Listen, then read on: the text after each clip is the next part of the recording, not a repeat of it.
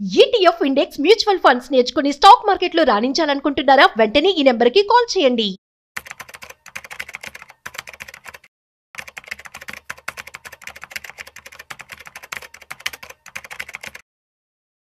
నమస్తే, welcome to Suman TV. నేను Udayasri. Present మనతో ఉన్నారు certified financial planner doctor Anil Kumar Batri గారు. ఆయనతో మాట్లాడదాం. హలో అండి. నమస్తే అండి. సో చాలా మంది ఇండియన్ ఇన్వెస్టర్స్ ఏఐఎఫ్ లో ఇన్వెస్ట్ చేస్తారు కదా, దాని బదులు అదే ₹1,00,00,000 తీసుకొచ్చి ల్యాండ్ పైన ఇన్వెస్ట్ చేస్తే బెస్ట్ కదా, ఎందుకంటే ల్యాండ్ కూడా అంతకంతకు పెరుగుతూ పోతుంది కదా. Good question, very good question అండి. ఫస్ట్ థింగ్ అందరికీ ఏంటంటే తెలియాల్సింది ఏంటంటే ఏఏఎఫ్ అంటే ఆల్టర్నేట్ ఇన్వెస్ట్మెంట్ ఫండ్స్. అందులో కూడా కేటగిరీ 3 ఫండ్ ఏదైతే ఓపెన్ ఎండెడ్ ఉందో అదే మనం ఎక్కువగా జనరల్గా మాట్లాడుతూ ఉంటాం.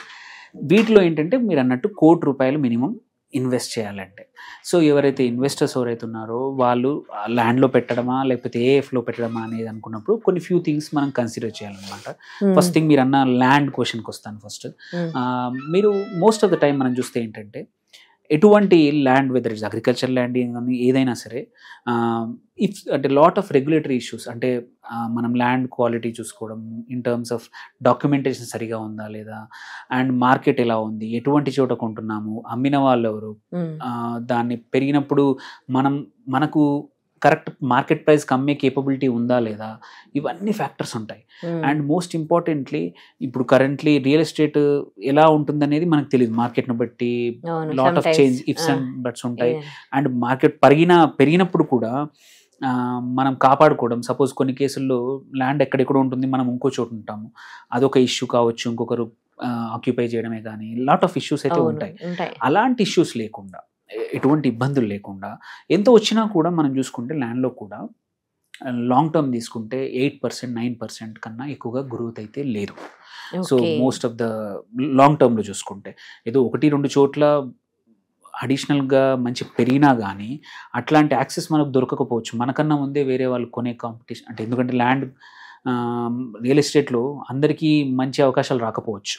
ఎవరికైతే యాక్సెస్ ఉంటుందో వాళ్ళకి తక్కువ రేటు కానీ టయానికి మంచి యాసెట్ దొరికే అవకాశాలు ఉంటాయి. బట్ అలా కాకుండా ఫైనాన్షియల్ యాసెట్ లైక్ ఏఎఫ్ అయితే మీకు అందరికీ same price, there is no అంటే డిఫరెన్షియేషన్ ఏమి ఉండదు.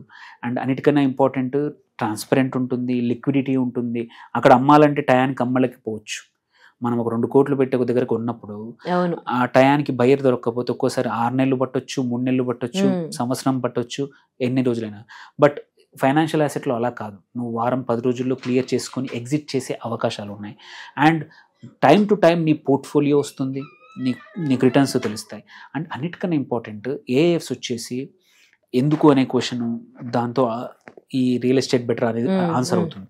సో మనం చూసుకుంటే ఏంటంటే హయ్యర్ రిటర్న్స్, మనం already mutual funds, equity mutual ఫండ్సే మనము మంచి రిటర్న్స్ 14-15% లాంగ్ టర్మ్లో సిఏజిఆర్ వస్తుందని మనం చెప్తా ఉంటాం. లాంగ్ టర్మ్లో ఇంకా హయ్యర్ ఇచ్చే అవకాశాలు కూడా ఉన్నాయి, బట్ యావరేజ్ తీసుకుంటే. బట్ ఏఎఫ్స్ వచ్చేసి ఇంకా హయ్యర్ రిటర్న్ పొటెన్షియల్, అంటే హయ్యర్ రిస్క్ తీసుకుంటాయి, సేమ్ టైం హయ్యర్ రిటర్న్స్ కూడా వస్తాయి అన్నమాట. ఎవరికైతే ఇన్వెస్టర్స్ ఓపిక్గా 1 crore and plus పెడుతున్నారంటే they are willing to take, అంటే కొంచెం అడిషనల్ రిస్క్ తీసుకోవడానికి విల్లింగ్నెస్ ఉంటుంది. ఓకే. అండ్ లాంగ్ టర్మ్లో కంపల్సరీ ఏఎఫ్ ఒక 8-10% ఎక్కువే అవకాశాలు ఉన్నాయి మ్యూచువల్ ఫండ్స్ కన్నా కూడా అడిషనల్గా వస్తాయి. రీజన్ ఏంటంటే, మేజర్ రీజన్ ఎందుకు వస్తాయి అంటే వాళ్ళకు మచ్ మోర్ ఆప్షన్స్ ఉన్నాయి. పోర్ట్ఫోలియో డైవర్సిఫై చేసుకోవడానికి ఎక్కడైనా ఇన్వెస్ట్ చేసుకోవచ్చు. And also most important thing ఏంటంటే ట్రేడింగ్ స్ట్రాటజీస్ వాడుకోవచ్చు. కొన్ని కేసెస్లో మ్యూచువల్ ఫండ్స్కి పర్మిషన్ లేని స్ట్రాటజీస్ కూడా, లైక్ మ్యూచువల్ ఫండ్స్ ఏమిటంటాం మనము, లాంగ్ ఓన్లీ, అంటే స్టాక్స్ కొని పెట్టగలుగుతారు. బట్ ఒక స్టాక్ పర్ఫామ్ చేయకపోతే షార్ట్ సెల్లింగ్ అనే ఆప్షన్ ఉంటుంది. మనం ట్రేడర్స్ ఎవరైతే తీసుకుంటారో, నువ్వు ఎప్పుడు స్టాక్ కొని లాభపడాల్సిన అవసరం లేదు. లేని స్టాక్స్ నువ్వు ఇంకో దగ్గరికి తెచ్చుకొని కూడా అమ్మేసుకునే స్ట్రాటజీని షార్ట్ సెల్లింగ్ అంటాం. అది నార్మల్గా మ్యూచువల్ ఫండ్స్ చేయలేవు అనమాట. సో మనకు తెలుసు, కనబడుతుంది opportunity, but mutual fund manager cannot do it. But AF manager ఉన్నాడు అనుకోండి, అట్లాంటి స్ట్రాటజీస్ కూడా వాడచ్చు, హెడ్జింగ్ స్ట్రాటజీస్ వాడచ్చు, డెరివేటివ్స్ వాడచ్చు, ఇంకా ఎటువంటి కాంప్లెక్స్ స్ట్రాటజీస్ని కూడా వాడుకొని మన క్యాపిటల్ని, ఏఎఫ్కి మ్యూచువల్ ఫండ్కి ఉన్న సిమిలారిటీ ఏంటంటే రెండు కూడా పూల్డ్ ఇన్వెస్ట్మెంట్. ఒకటే తేడా ఏంటంటే మ్యూచువల్ ఫండ్లో లక్షల మంది రీటైల్ ఇన్వెస్టర్స్ ఇన్వెస్ట్ చేస్తారు, వేరాజ్ ఏఎఫ్లో మాక్సిమం 1000 మందే చేయగలుగుతారు, మాక్సిమం 1 crore నుంచి కదా. అవును, 1 crore నుంచి అనే కాకుండా ఒక ఏఎఫ్కి మన సెబీ రూల్ ప్రకారం ఎక్కువ మాక్సిమం 1000 ఇన్వెస్టర్సే ఉండగలుగుతారు. 1000 అయిపోతే ఇంకొక కొత్త ఏఎఫ్ స్టార్ట్ చేయాల్సిందే, కొత్త స్కీమ్ స్టార్ట్ చేయాలి. That is the limit. ఎందుకంటే మీరు అన్నట్టే ఇక్కడ రీటైల్ కాదు, హై నెట్వర్త్ ఉన్న ఇండివిజువల్స్ మాత్రమే ఇన్వెస్ట్ చేస్తారు. అండ్ అదొక అడ్వాంటేజ్. దీనివల్ల ఏంటంటే క్యాపిటల్ కూడా, ఇప్పుడు నేను ఎగ్జాంపుల్ మామూలుగా కొన్ని మ్యూచువల్ ఫండ్ కంపెనీస్లో ఉన్న స్కీమ్స్లో 60,000 కోట్లు, 70,000 కోట్లు, 80,000 కోట్లు ఉన్న స్కీమ్స్ ఉన్నాయి. వాటిని పోర్ట్ఫోలియో మేనేజ్ కానీ చేంజ్ చేయాలంటే చాలా టైం పడుతుంది. ఎందుకంటే ఒక్కొక్క స్టాక్లు, ఒక్కొక్క మ్యూచువల్ ఫండ్ 10,000 కోట్లు, 8,000 కోట్లు హోల్డ్ చేస్తున్న స్టాక్ను ఒక రోజు అమ్మితే మార్కెట్ చేంజెస్ అవుతాయి. వేరాజ్ ఒక ఏఏ ఫండ్ మేనేజర్ ఏదన్నా ఒక స్టాక్ అమ్మితే తన దగ్గర ఉండేది 4-5 కోట్ల వరకు స్టాకే ఉంటుంది ఒక కంపెనీలో. ఈజీగా పోర్ట్ఫోలియో అనేది చేంజెస్ క్విక్గా చేయొచ్చు. సో మార్కెట్లో జరుగుతున్న డైనమిక్స్ ప్రకారము పోర్ట్ఫోలియో చాలా ఈజీగా చేంజ్ చేయొచ్చు అనమాట. That is another method why returns ఎక్కువ వస్తాయి. డైవర్సిఫై చేసుకోవచ్చు, ఫ్లెక్సిబుల్ ఇన్వెస్ట్మెంట్ స్ట్రాటజీస్, అవసరానికి తగ్గట్టు కావాలంటే క్యాష్ మీద కూర్చోవచ్చు, ఒకటే సెక్టర్, 2 సెక్టర్లు, 3 సెక్టర్లు, ఎటువంటి లిమిటేషన్స్ ఉండవు. అండ్ ఇంకోటి స్ట్రాటజీస్ ఏవైనా సరే ఎటువంటి లిమిటేషన్ లేవు కాబట్టి కాంప్లెక్స్ స్ట్రాటజీస్ కూడా వాడుకోవచ్చు. అండ్ అన్నిటికన్నా ఇంపార్టెంట్, కొన్ని ఏఎఫ్స్లో లీవరేజ్ కూడా వాడుకోవచ్చు అనమాట. అంటే వాళ్ళ దగ్గర ఉన్నాయి 100 రూపాయలు అనుకోండి, టెంపరీగా కావాలంటే ఆ 100ని అప్పు తీసుకొచ్చి ఇంకో అడిషనల్ 50 ఏదైనా మంచి ఆపర్చునిటీ దొరుకుతున్నప్పుడు అప్పు తీసుకొచ్చి కూడా మళ్ళీ నువ్వు లీవరేజ్ చేసుకొని అడిషనల్గా ఇన్వెస్ట్ చేసే అవకాశాలు ఉన్నాయి, which is not possible in mutual fund. So ఇట్లాంటి అన్ని స్ట్రాటజీస్తో పాటు most importantly most of the AF fund managers ఎవరైతే ఉన్నారో ఆల్రెడీ ఇయర్స్ ఆఫ్ ఎక్స్పీరియన్స్ ఎక్కడో ఒక దగ్గర పనిచేసి ఉంటారు. ఆ ఎక్స్పీరియన్స్తో రిస్క్ మేనేజ్మెంట్ కూడా మంచిగా చేస్తారు. సో పోర్ట్ఫోలియోని 300 కోట్లు, 400 కోట్లు ఉన్న ఏఎఫ్ కూడా రిస్క్ మేనేజ్మెంట్ ప్లస్ ఆ ప్రొఫెషనల్ ఎక్స్పర్టీస్ 2 కలపడం వల్ల ఏంటంటే, అండ్ ఇంకో మోస్ట్ ఇంపార్టెంట్ థింగ్ ఏంటంటే, ఆ ఫండ్ మేనేజర్ కూడా మినిమం 5 కోట్లు కానీ పెట్టాల్సి వస్తుంది అనమాట ఒక ఏఎఫ్లో. అంటే తన own skin in the game, అంటే తన ఓన్ డబ్బులు కూడా ఉన్నాయి. సో తన ఫండ్ పర్ఫామ్ చేస్తేనే తనకు కూడా డబ్బులు వస్తాయి, బికాస్ తన ఓన్ డబ్బులు కూడా అందులో పెట్టాల్సి వస్తుంది. సో అట్లాంటి క్లాజ్ అనేది మ్యూచువల్ ఫండ్లో లేదు, ఫండ్ మేనేజర్కి లేదు. అట్లని చెప్పి వాళ్ళు తక్కువ కాదు, బట్ ఇది అడిషనల్ రిస్క్ ఉందన్నమాట ఫర్ ఫండ్ మేనేజర్, వాళ్ళు కూడా పెడుతున్నారు. And market volatility, market ups and downs అయినప్పుడు వీళ్ళు డెరివేటివ్స్ని వాడుకొని పడిపోకుండా, డెరివేటివ్స్ వాడుకొని పుట్ ఆప్షన్స్ పెట్టుకొని లిమిట్ చేయొచ్చు లాస్ని. ఇంతకుముందు మనం మన లాస్ట్ ఇయర్ ఆగస్ట్, సెప్టెంబర్ తర్వాత మార్కెట్ ఫాల్ అయినప్పుడు కొన్ని మ్యూచువల్ ఫండ్ స్కీమ్స్ ఏవైతే లార్జ్ క్యాప్ కానీ స్మాల్ క్యాప్, మిడ్ క్యాప్స్ కానీ 18-20% డౌన్ అయ్యాయి, మైనస్లోకి వెళ్ళిపోయినాయి. కానీ some of the AFs only stopped at 0% or 1%. ఎందుకంటే వాళ్ళు డెరివేటివ్స్, పుట్ ఆప్షన్స్ వాడుకున్నారు. సో ఆ ఆప్షన్స్ కూడా, ఈ చాయిస్ కూడా ఏఎఫ్కి ఉంటుందన్నమాట. సో దీంతో పాటు కావాలనుకుంటే నిషే చిన్న గ్రోత్ సెక్టర్స్లో కూడా వాడుకునే అవకాశాలు ఉన్నాయి. And most importantly pre IPO స్టాక్స్లో కూడా ఎంటర్ అయ్యే అవకాశాలు ఉన్నాయి. సో కంపెనీ అట్లాంటి అవకాశం మ్యూచువల్ ఫండ్స్కి లేవు. ఐపీఓకి వచ్చాకనే సెకండరీ ఆ స్టేజ్లోనే కొనాల్సి వస్తుంది.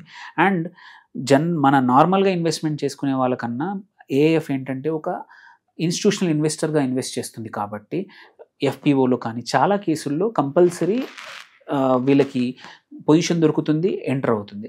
అండ్ అన్నిటికన్నా ఇంపార్టెంట్ ఏంటంటే ఇన్వెస్టర్స్ భయం ఏంటంటే, ఈ ఏఎఫ్స్ రెగ్యులేటెడా కాదా? అవి రెగ్యులేటెడే, they are transparent and compulsory వాళ్ళ ప్రతిరోజు వాళ్ళ ఇన్వెస్ట్మెంట్ ఎక్కడ ఏం చేస్తున్నారు అనేది కంపల్సరీ సెబీకి అప్డేట్ చేయాల్సిందే. So like mutual funds, they are also regulated, they are also transparent. So ఎవరైతే రియల్ ఎస్టేట్లో పెట్టి ఈ అన్ని రిస్క్స్ భరించే కన్నా ఆర్ ఒక రెంటల్ వచ్చే కమర్షియల్లో మీరు మంచి కమర్షియల్ ప్రాపర్టీ అయినా సరే మ్యాక్సిమం 7% కన్నా ఎక్కువ రిటర్న్ రాదు. ఇక్కడ 25 to 35 మధ్యలో మోస్ట్ ఆఫ్ ద ఏఎఫ్స్ కన్సిస్టెంట్గా లాస్ట్ 5 years నుంచి ఇస్తున్నప్పుడు అట్లాంటి రిస్క్ లేకుండా ఇందులో పెట్టుకుంటే అడ్వాంటేజ్ ఏంటంటే, ఒకటి నీకు తెలుస్తుంది వాల్యూ ఏంటో రెగ్యులర్గా, నీకు ఎప్పుడైనా లిక్విడిటీ కావాలి, ఎస్ ఇవ్వచ్చు.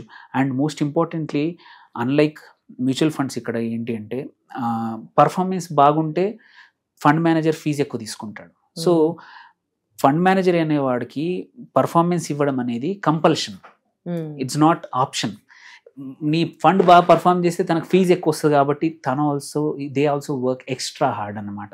సో అందుకే ఏఎఫ్స్ అనేది ఇండియన్ ఇన్వెస్టర్స్ కూడా ఎవరికైతే ₹1,00,00,000 ఎక్కడో ఒక దగ్గర డెడ్ ఇన్వెస్ట్మెంట్లో లాక్ చేయడం కన్నా ఏదో మనం ఎక్కడో సిటీకి ఒక 30-40 కిలోమీటర్లో ఒక ల్యాండ్ కొనడము, విచ్ నెవర్ మన బతుకున్న కాలంలో ఒక పైసా కూడా మనం తీసుకోలేము, మనకు ఎటువంటి రిటర్న్స్ రావు, ఆర్ మనం ఎంజాయ్ చేయం. దానికన్నా ఒక ఏఎఫ్లో పెడితే అవసరం వచ్చినప్పుడు ఒక 2 years తర్వాత మనం ఒక ₹1,00,00,000 పెట్టాము, 2 కోట్లు అయింది ఒక 3-4 yearsలో, 2-3 yearsలో కావాలంటే కొంచెం విత్డ్రా చేసుకొని మన అవసరాలకు వాడుకునే అవకాశాలు which is not possible in real estate. మనం అనుకున్న దాంట్లో కొంచెం ల్యాండ్ మన దగ్గర ఒక 500 గజాలు ఉంది, 300 గజాలు ఉంది, అందులో 50 గజాలు అమ్మేసి నేను ఇవాళ అవసరాన్ని తీర్చుకుంటా అంటే కుదరదు, మొత్తం అమ్మాల్సి వస్తుంది. ఇక్కడ అలా కాదు. ఫైనాన్షియల్ ఇన్వెస్ట్మెంట్లో అడ్వాంటేజ్ ఏంటంటే నీకు అవసరం వచ్చింది, నువ్వు ఒక 3 years తర్వాత నీకు పార్ట్ ఇన్వెస్ట్మెంట్ కావాలంటే తీసుకోవచ్చు. ఆ అడ్వాంటేజ్ వేరే వాటికి లేవు. సో ఏఎఫ్స్ ఎస్పెషల్లీ ఇప్పుడు క్యాపిటల్ అందరి దగ్గర కూడా యాక్సెస్ పెరిగిపోయింది. కొద్దిమంది 40sలో ఉన్నారు, లేట్ 30sలో. ఎవరైతే మొదటి నుంచి ఇన్వెస్ట్ చేస్తున్నామో వాళ్ళ క్యాపిటల్ కూడా ఆ ప్లాట్స్లో అమ్మి కానీ యాన్సెస్ట్రల్ ప్రాపర్టీ వచ్చిన వాళ్ళు ఉంటారు, వాటి అమ్మగా డబ్బులు వస్తాయి. వాళ్ళు కూడా ఏఎఫ్లో ధైర్యంగా ఇన్వెస్ట్ చేస్తే ఏంటంటే it's also for long term only. It's not ఇవ్వాలే పెట్టుకొని 6 monthsకి అయితే నోబడీ సజెస్ట్. ఒక 2-3 years మినిమం ఇన్వెస్ట్ చేయడానికి. లైక్ ఎనీ మ్యూచువల్ ఫండ్, ఎక్కడైతే ఈక్విటీ మ్యూచువల్ ఫండ్లో మనం చెప్తాం మినిమం 2 to 3 years అయితేనే ఎంటర్ అవ్వండి అని చెప్తాం. ఏఎఫ్ కూడా అంతే, మినిమం 2 to 3 years అయితేనే ఎంటర్ అవ్వండి. But it's also anybody can invest అండి. Thank you so much for your suggestions అండి. Thank you.